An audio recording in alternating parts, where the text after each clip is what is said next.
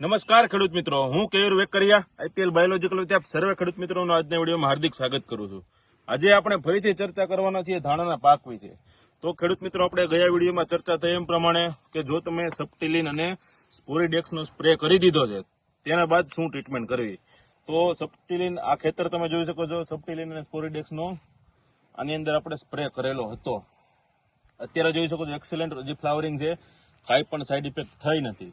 હવે એ રાઉન્ડ થઈ ગયો, એના 15 દિવસ બાદ ફરીથી બીજા રાઉન્ડની અંદર તમે સપ્ટિલિન અને સ્પોરીડેક્સ આ બંનેનો ઉપયોગ ફરીથી આપણે હજુ એક રાઉન્ડ કરવાનો છે। સાથે સાથે ધાણાનું બંધારણ સારું થાય, ધાણાના દાણાનું બંધારણ સારું થાય એના માટે આપણું આઈપીએલ બાયોલોજીકલ્સનું 5G પણ આવે છે, જેનો ડોઝ છે 500 ml પ્રતિ એકર।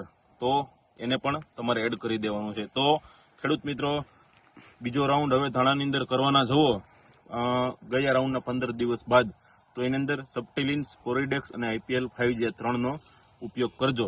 એક્સેલન્ટ તમારે બંધારણ બનશે, હવાજન્ય ફૂગ હશે એની અંદર પણ તમારે સારો કંટ્રોલ મળશે।